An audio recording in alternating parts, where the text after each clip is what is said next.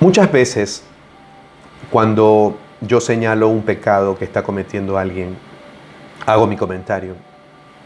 Algunos pretenden llamarme la atención diciendo, pero José Luis, no juzgues. Tú no puedes juzgar.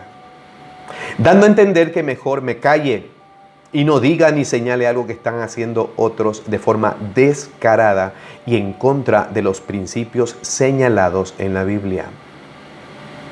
En este video vamos a entender hasta qué punto podemos juzgar un acto y qué es realmente juzgar algo de la forma correcta según Dios. Partamos enseguida de esto. ¿Los hijos de Dios podemos juzgar? Claro que sí.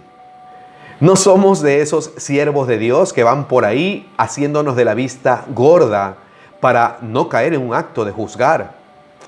A estos políticos del evangelio les digo yo, la Biblia los llama perros mudos, gente que por el temor a la gente no señala el pecado. Unos lo hacen por miedo y otros por intereses personales, lo evitan señalar un pecado. Pero literalmente son incontables los siervos de Dios que señalaron y juzgaron a diestra y a siniestra el pecado de los demás. Eso está en toda la Santa Biblia. La Biblia lo dice categóricamente. Lo hizo Noé, lo hizo Elías, Malaquías, Isaías, Juan el Bautista, el mismo Señor Jesús. Luego lo hizo incluso el apóstol Pablo. Hizo un llamado de atención públicamente al mismo apóstol Pedro. Juzgó sus actos. Y lo más interesante es que nadie se rasgó las vestiduras, como muchos hoy se atribulan cuando le tocan a uno de sus ungidos. Y todos los siervos y profetas de Dios juzgaron con mucha dureza todo mal acto. Y todos se quedaban callados. Por ningún lado salió un defensor de seres humanos a decir, hermano, no juzgue.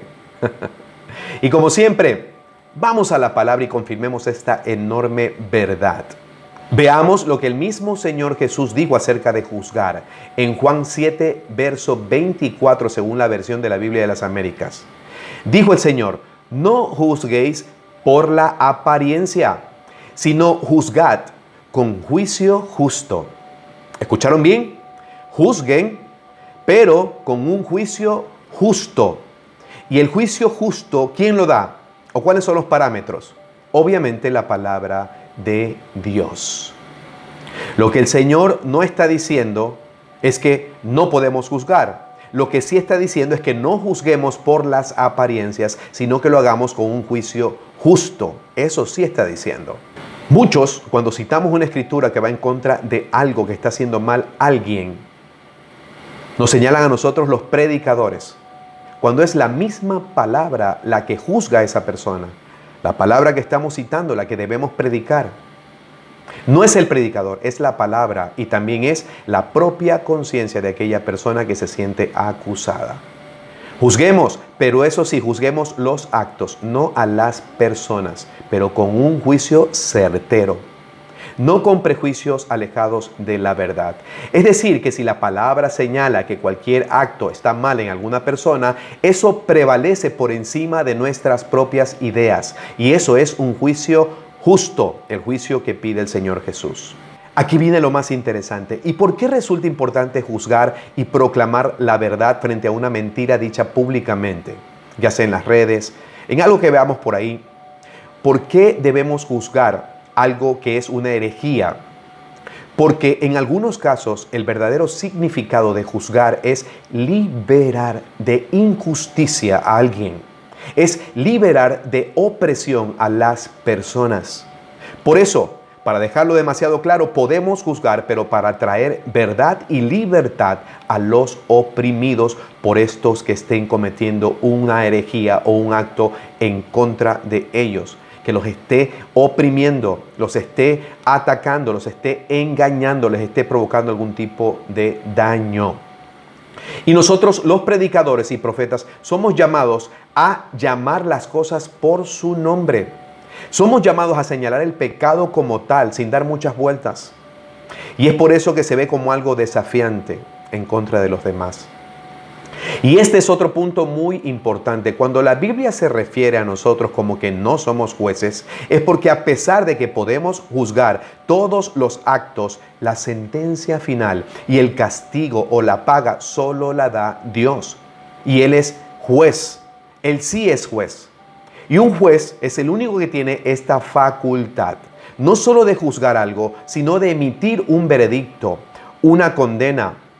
Recordemos que solo Dios, que conoce el corazón de todos, solo Él puede realizar juicios definitivos con las personas. Continuemos.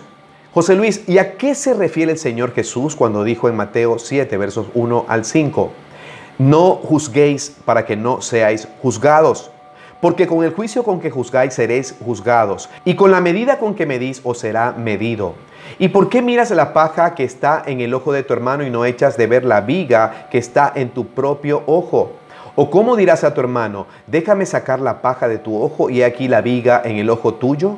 Hipócrita, saca primero la viga de tu propio ojo y entonces verás bien para sacar la paja del ojo de tu hermano. Y cito esto porque ya me imagino en los comentarios que es el primer pasaje que van a citar.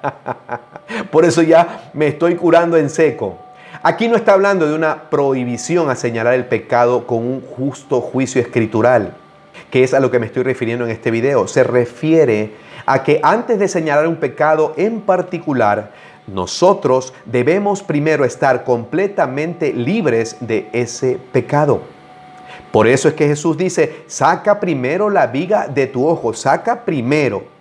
Y entonces verás bien para ahora sí sacar la paja del ojo de tu hermano, para ahora sí señalar el pecado en la vida de tu hermano.